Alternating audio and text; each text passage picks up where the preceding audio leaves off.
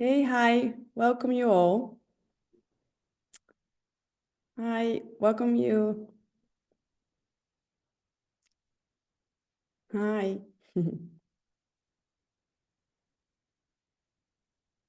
Hey, hi, welcome you all. Great to see you.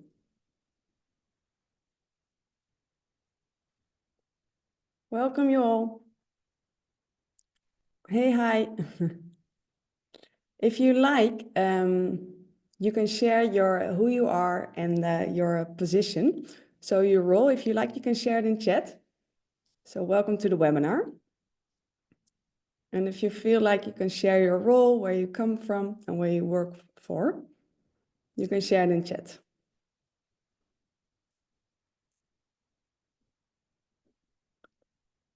What a great crowd to see. Hey, everyone. Thank you for sharing, Megan.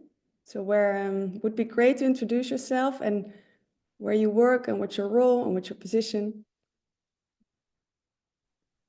And joining from Munich, great. Welcome, Linda. Good to see you again.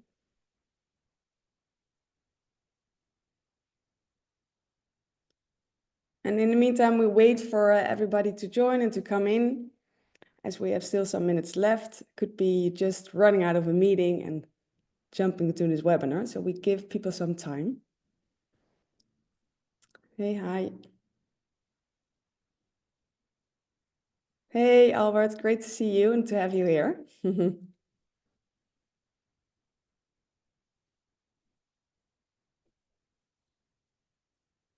So I think I will wait one more minute and then we're going to kick off the webinar.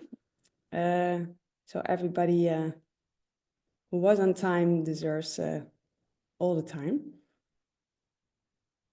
Thank you. Hey, great. I see great L&D professionals here.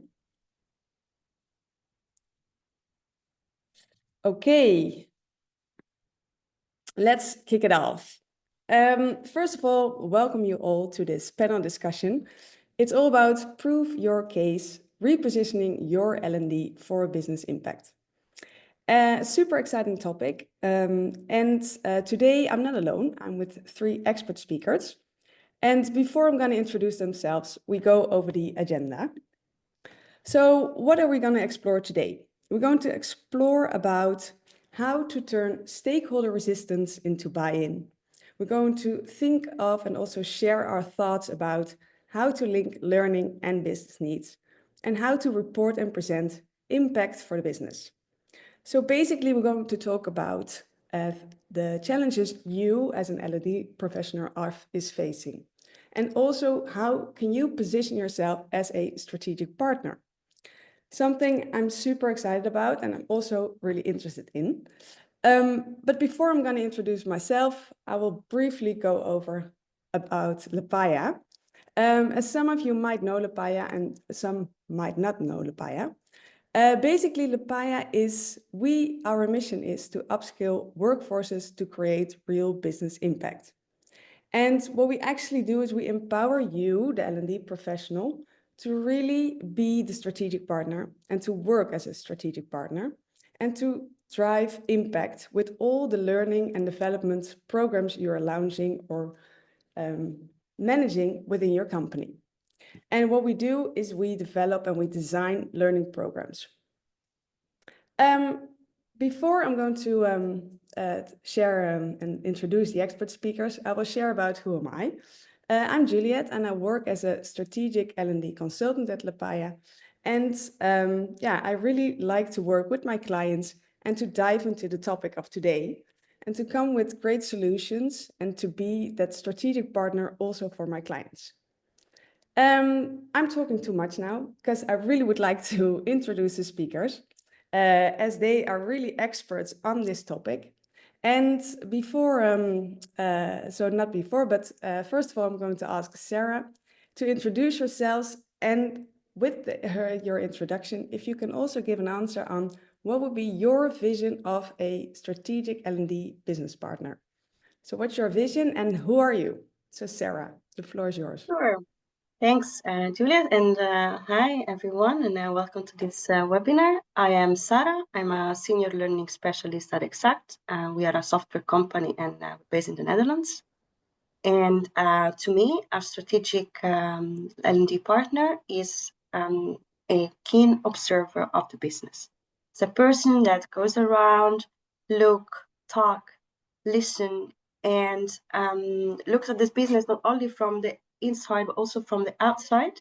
And with all these insights that it collects, and it's a person that can see what's happening, the problems that are coming before anyone else can see it. Thank you, Sarah. I do see what you say.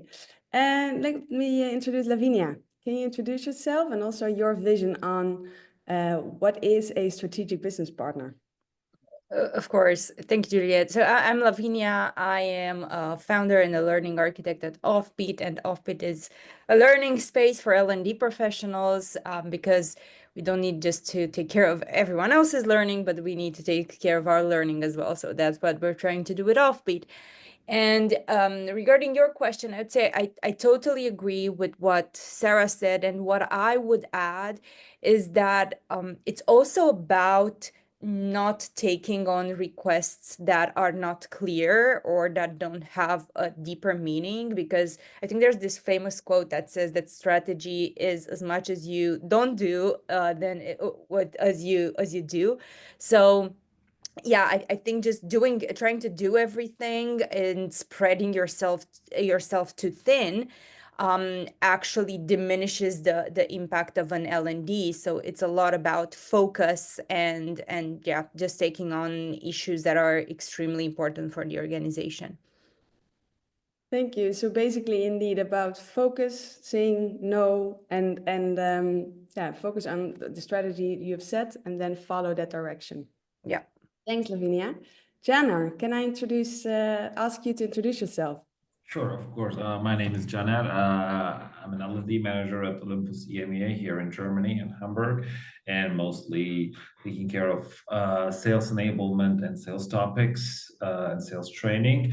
And I think Sarah and Lavinia have made wonderful points. And what I can add to that would be, I think as L&D, we have this bad rep of, talking about theoretical stuff too much and speaking from the ivory tower. And I think we need to get down from there to the grassroots and just observe the business, just like Sarah said, and see what they do day in, day out, so that we can get a better idea of what we're dealing with.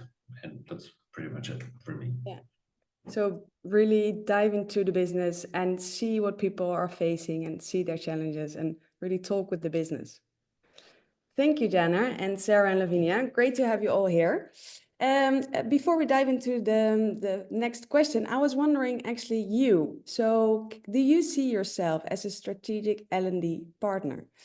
So I would like to ask Blandine, can you add the poll here and to find out if the people, if they see themselves.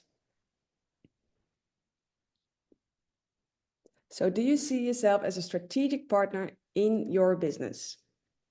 I would like to ask you all if you would answer this question with a yes or a no. And then let's see what the crowd is saying.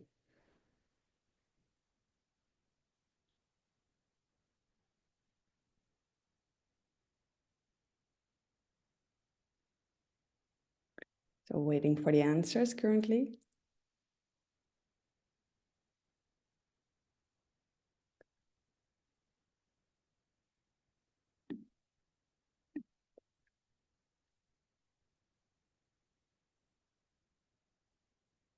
So, okay, I see a big yes here, 65%. So maybe we can stop now and we don't have anything anymore to add.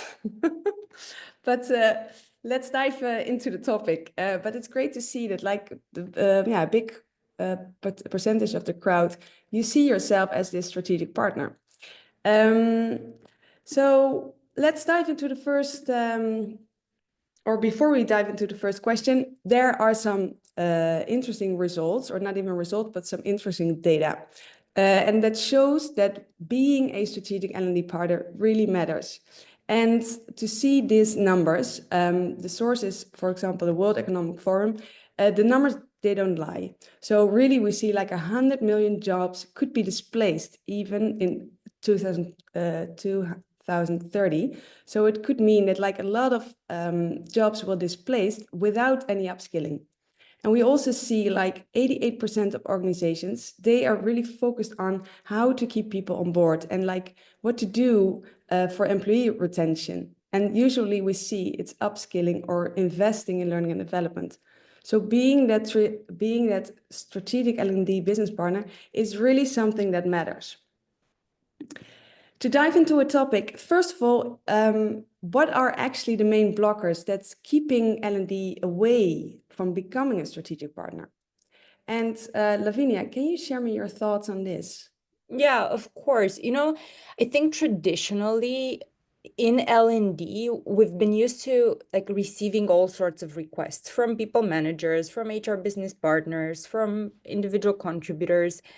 And what happens is that because we receive all of these requests and we want to help, we spend all of this time on executing things, and we have less time and energy to think in a more strategic way, like figure out what the company is trying to achieve, figure out what should our goals be in relation to the company strategy, maybe thinking about what requests we should take on and what requests we should just say no to maybe, or just help, but in a less resource heavy way from our side.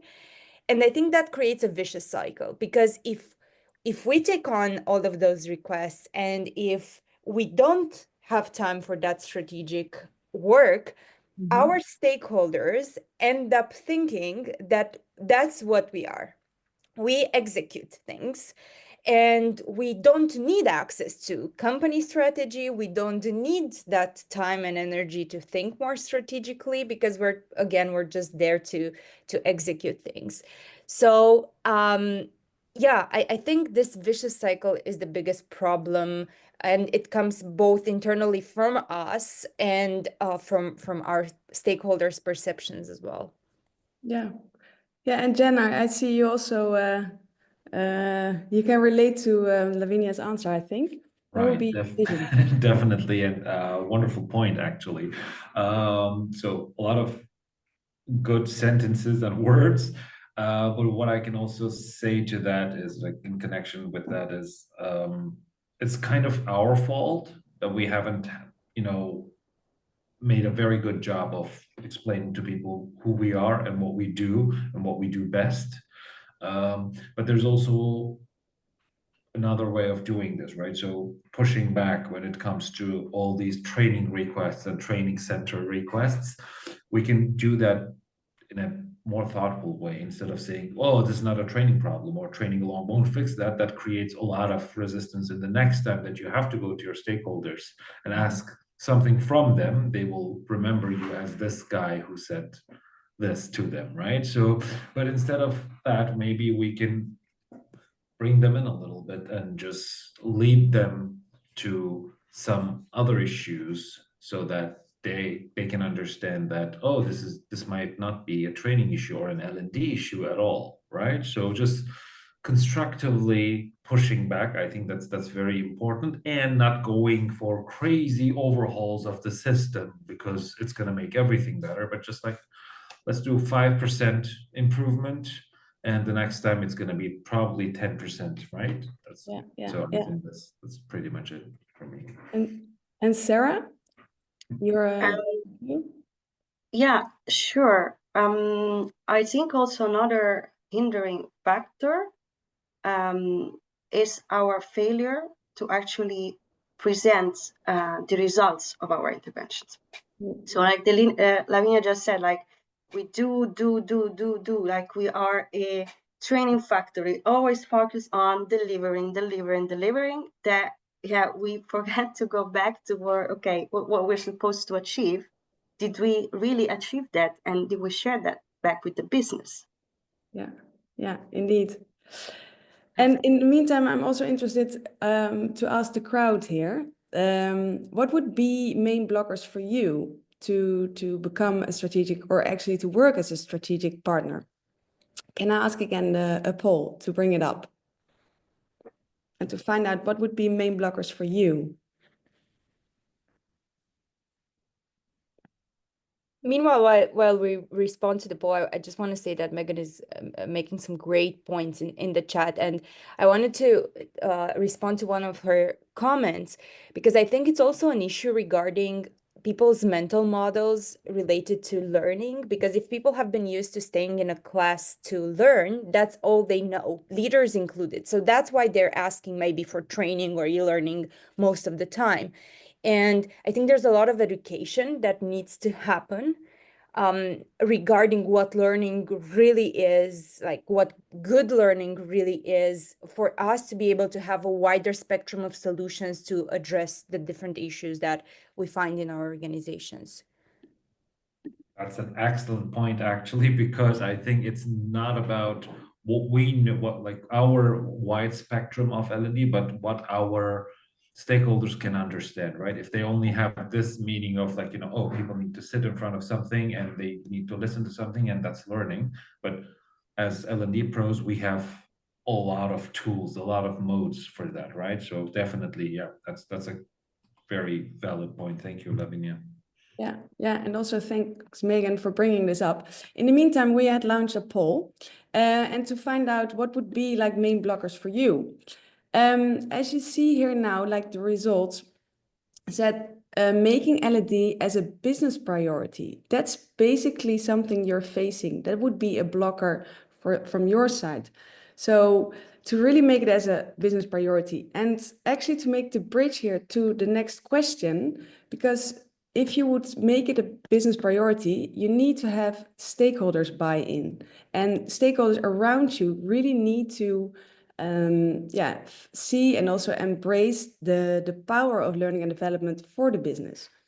So let me share you the following question, and I would like to ask Jana here, as you are really an expert in this topic, I see, is that how would you turn stakeholders and then here resistance into buy-in, or even stakeholders, how would you return them into buy-in so that they're like behind you and that they also committed to all your L&D efforts? Can you share me your thoughts on this? Yeah, of course. Thank you very much. And this is my whole spiel, right? So I can talk long days over this, and I do on LinkedIn. But I'm going to be short here.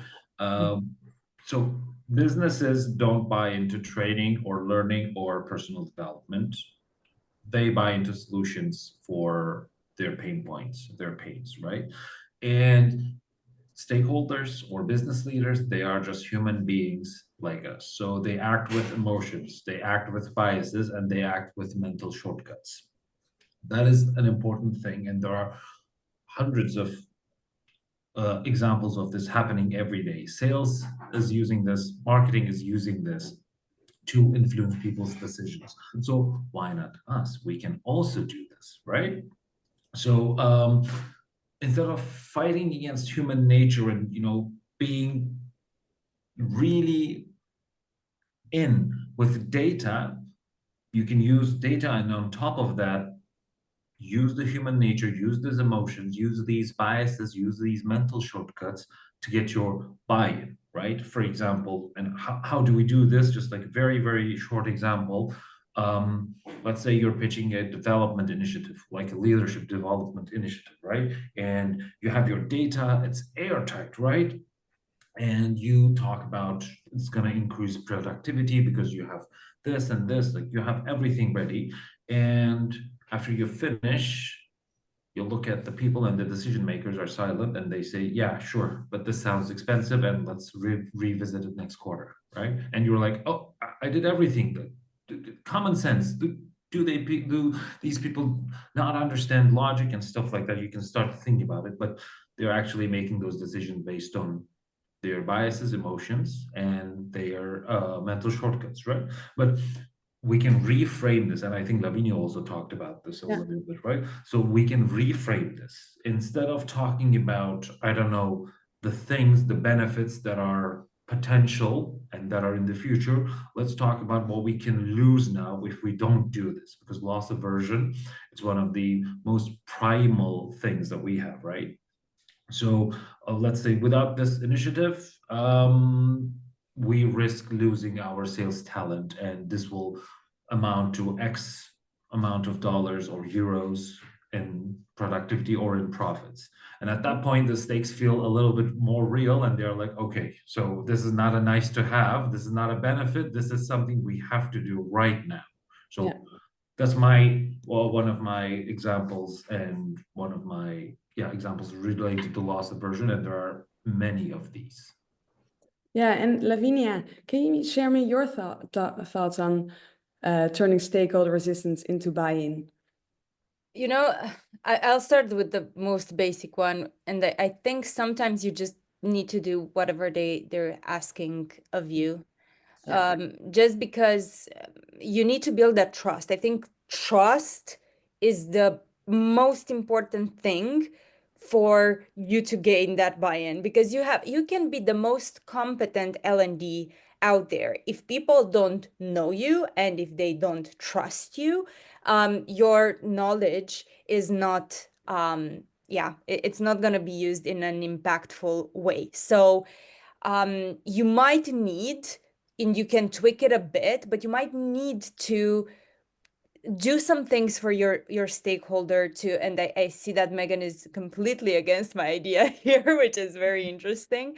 To show your stakeholders that there's something that you can help with. Yeah, you definitely need to balance. But then once you've built that trust, I would use that trust to actually spend a lot of time with them. I would ask for, hey, can you take me in some of your meetings with you? Can we just have a coffee? Can we have lunch together? I would just spend as much informal time as possible with them so that I understand what their mental models are about their business, but also about learning. And just ask lots of questions, be extremely curious, less about learning and about skills, I would say, at some point, and just more about the business. Just try to understand as much as possible about the business. And a question that I get a lot is, okay, but I understood all of these things about the business, but I still don't know how to connect it to learning. I don't think that comes very quickly. I think that comes in time. And I think you need to sit with information as much as possible and do small experiments to just get closer and closer and closer to the business, rather than just hope that overnight things will change. Yeah, thanks, Lavinia. And also regarding this topic, I really would like to ask Sarah also, as you have really a great point of view on how to understand the business needs and the learning needs and to make the link. And in our conversations we had before the panel discussion, you were sharing with me a super inspiring model you use. And also referring to the words of Lavinia, the way you build trust and the way you connect with your business is super concrete via a model you're using. Can I ask you to share your thoughts on this and how you work? Sure. So the model that you're referring to is the 5DI model of Nick Shackleton-Jones. Is a human-centered design model for learning. And the 5Ds stand for define, discover, design, develop, deploy. And then there is the I. Many forgets about it, but that's an interesting topic maybe for another webinar. And it's iterate, based on your evaluation. So following this model, I begin my projects with a define phase. So I try to understand what is the problem behind the problem that the business come up with. So I go first with my stakeholders, I try to dig down on what is the problem, and then at the end, we come up with a definition of success, what we want to see different in terms of business magic on one side and shifting in behaviors, mindsets on the other. And even we talk even about the feelings that we want to elicit into our people.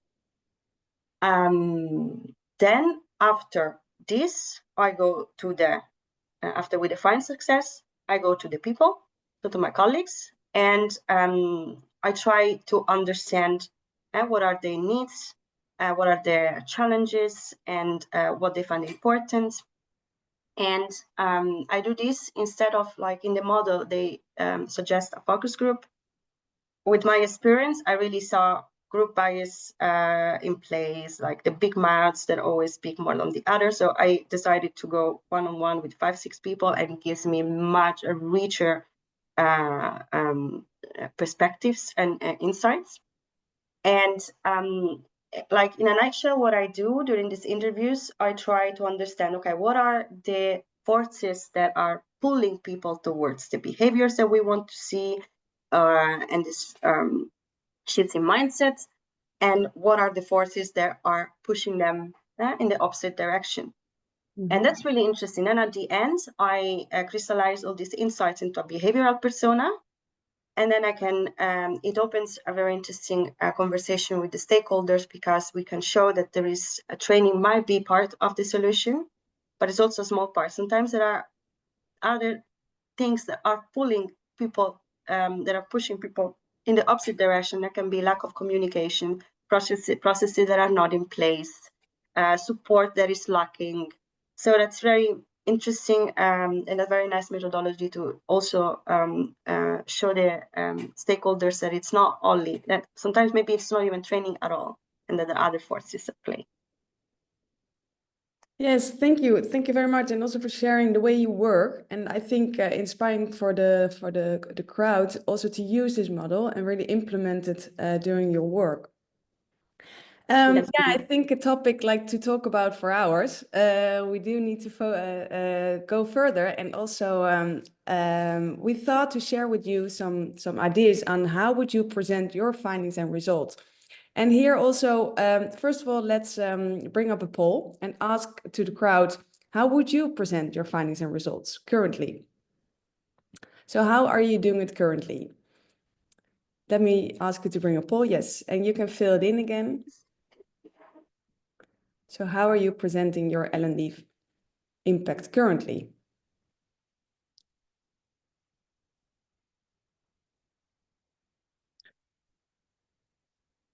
And then in the meantime, waiting for the answers, I think, Lavinia, I would like to ask you already to elaborate on this question, as you have like super great ideas here. Can you share this with us? Yeah, I have a couple of thoughts on this. The first one, and honestly, I learned all of this from my like business counterparts. It wasn't from L&D. The first one was that whenever you present something, you need to have like a short version and a more extensive one. The short version can be a one-pager, or maybe, and I see everyone is using one-pagers here, which is amazing. And also, or also like a 5-6 slides presentation. But if people want, and your stakeholders want more details, you can refer to a more extensive documentation of your of the work that you've done. So that's one. The other one is that I think it's so important to hint at the discovery process you went through, because that shows that it's not just you coming up with ideas out of nowhere. It's actually that you did your due diligence and that you looked at both quantitative and qualitative data. And again, as shortly as possible, or as long as you want, I would make sure to talk about this, because in my experience, that built trust, a lot of trust. I was part of a very data-driven organization where in the business side of things, in the consumer side of things, they were doing a lot of research. So when they saw that we approached learning the same way, like research the same way for our learning strategies and for our employees, that yeah, it was very important for them. Then I think the other important part is that when people hear or see the presentation of your L&D strategy, a program you want to do, whatever it is, it shouldn't be the first time they see the idea. I think it's really important to involve them right from the start in the co-creation process, and that can be done either, if your stakeholders are quite available for you, of course, through conversations.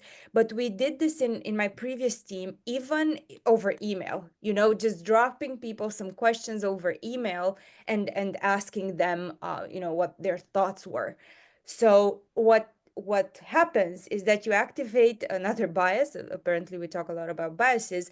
This IKEA effect, where people are more likely to support and engage in initiatives because they contributed to the design process.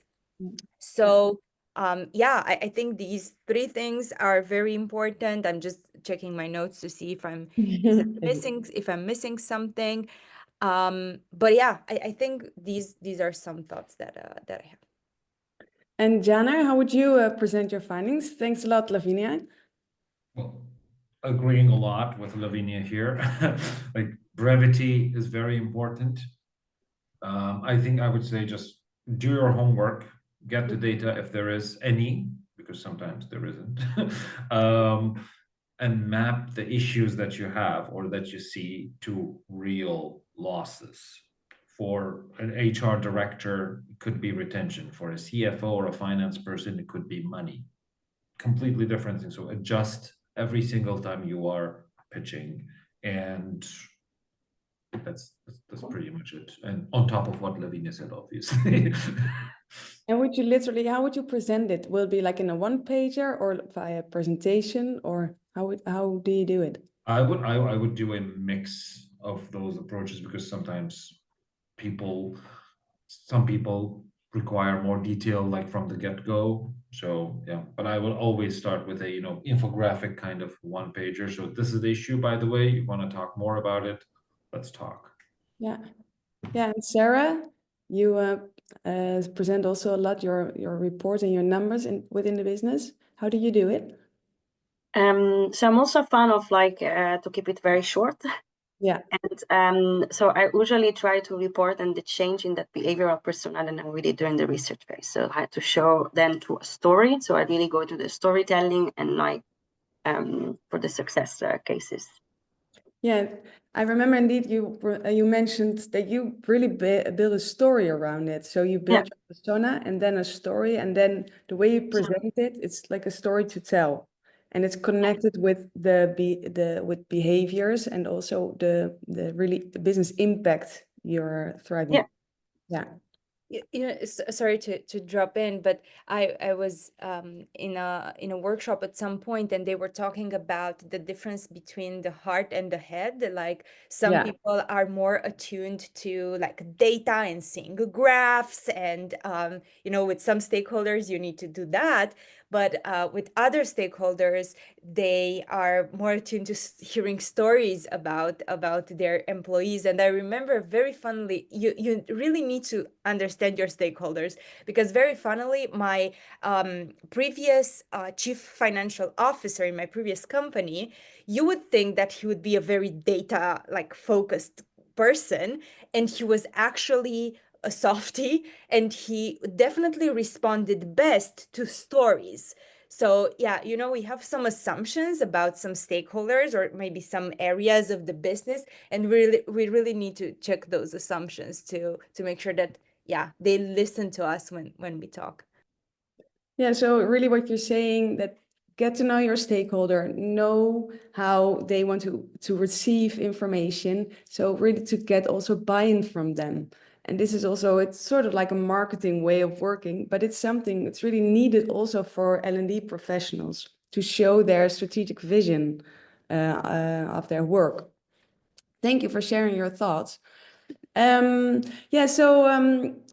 As time is flying by, we've talked about to work as for the L&D professional to work as a strategic L&D partner, and you can also phrase it as to work as a performance consultant, as you are really someone who is adding value to the business, is adding value to the performance of the business.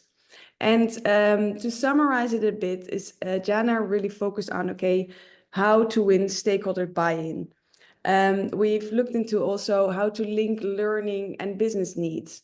And we have looked into how to position your results and what you literally can do.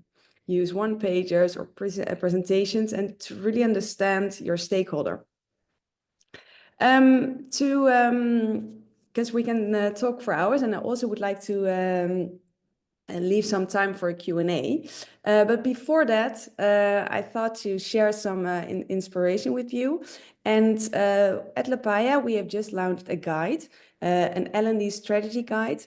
And in this guide, we elaborate on the topic of today. So you can download it via the website and really dive in or make yourself or inspire yourself about this topic. We also have an L&D knowledge hub. If you go to the website, it's a hub and there is a lot of information shared about this topic or other L&D topics. And your L&D toolbox, a skill gap analysis, and of course already an upcoming webinar. But let me go into a Q&A. Because I'm super excited or not excited and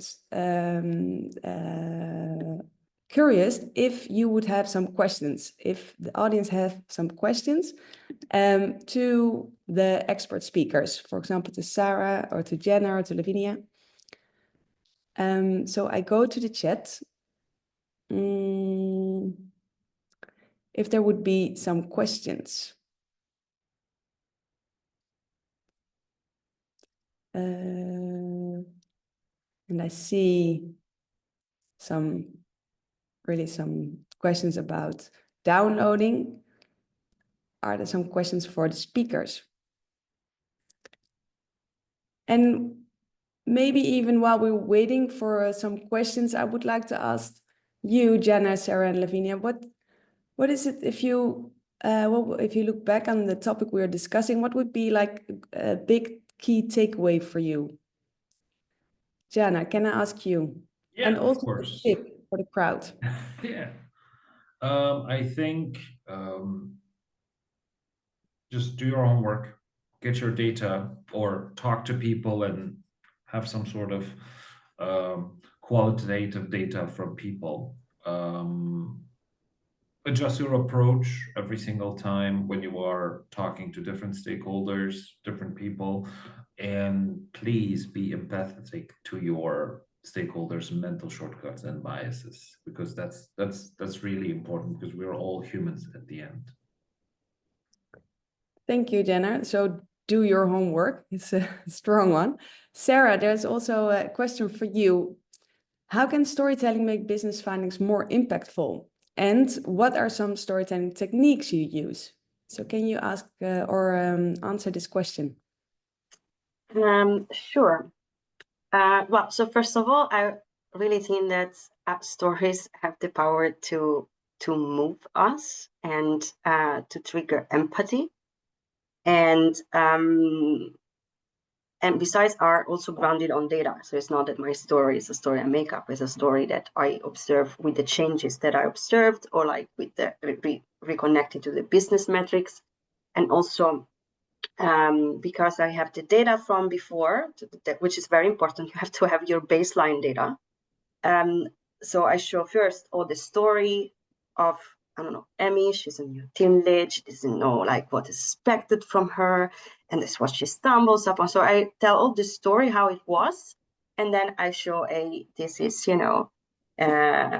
this is Emma, this is another new team lead, she started, and after this intervention, and I tell all the story of how, like it's changed, and then we can really compare, and based on the data that we collected, how it's changed.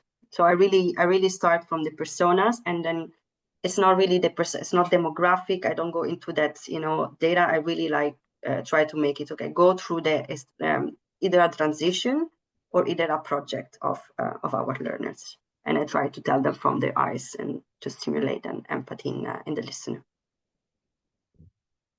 Thank you, Sarah. Carolina, I hope this is an inspiring answer and also to use yourself. Lavinia, can you share me like a key takeaway and also a tip you would give to the crowd?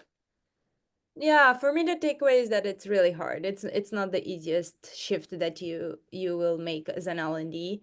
I think that it requires a lot of mental models changes from your side and then from your stakeholders' side. The other thing that I have in mind is that sometimes your organization is just not ready for this type of role. So, instead of burning yourself out, which I see so many L&Ds doing, you might need to, just change your mindset, just be extremely patient and extremely kind with yourself as well. And in terms of a tip, just be curious. I think that's the easiest thing you can do. Be curious about this shift that's happening in L&D. Be curious about your stakeholders, what they're looking for, what the business is looking for. And I think curiosity is our superpower in L&D. So I know it's gonna be easy for people. Yeah, now remember also you were saying that, so indeed curiosity, and you were sharing another idea of shadowing. So job Yeah, if you started, and I've seen two types of people. You started your career in L&D, mostly you landed in L&D somehow, and people who started in other business functions and then ended up in L&D. And everyone who started in another business function, they are mentioning how important that was for their performance as an L&D, because they were at some point their learners. So I think it helps build a lot of empathy with whoever we're designing for. And even in this really crazy market that we're in right now, I think saying yes to a role from another business unit and maybe at some point coming back to L&D, I think that's a really cool thing to do. Yeah, I find it too. And Sarah, in the meantime, there was a question for you. You talked about executing the model and the 5 model, but how did you get into the project at the first place? How did they find you to participate, or did you start it yourself? That's really depends. So we have a high work pressure. So sometimes it's more something comes in and then you go into this dialogue, and something comes in most of the time with a precise request. We need this brain. No, so let's get, to understand what's the situation. So it gets triggered from the business, but then we take ownership and we change the direction thanks to the model. Or what also I'm trying to do, I'm trying to get more proactive in trying to get some times to go informal chat with people, about their work, and then try to get all these insights. So recently also it happened, for instance, with the perception of AI, option of AI. So in that case, I can be proactive, and then I can trigger myself the process. I noticed this, then we go into together with the business and what actually are the change that we want to see, and blah, blah, blah, and then at the beginning. So it really much depends on my time. Yeah.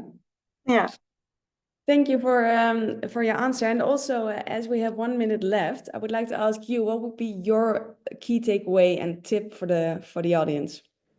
Don't just train. So observe, again, be curious, ask a lot of whys, and share back the stories, share back your impact, because I really see that measurement evaluation is always put aside. It's like, oh, we don't have time, we don't have capacity. But but it's very important. How can you, if you don't put your definition of success, and if you don't really live up to that promise, how can you be then the strategic partner? How can you prove that you're not only a cost center? Yeah, that would be my tip. Thank you very much. You're welcome. Okay, so time was flying by, as I can see. And Jana, Sarah, Lavinia, I would really like to thank you for your for sharing your expertise and your great knowledge. Hopefully for the crowd, and I think it was inspiring. Thanks to the crowd that you were here, L&D professionals, I think it's important that we all face this and we have this, we carry this challenge together, and that we're going to start work as, or even make sure you keep on working as a L&D strategic partner. Thanks a lot for coming to the webinar, and let's see when we meet again. Okay, thank you very much. Thank you. Thank you for having us. Thank you.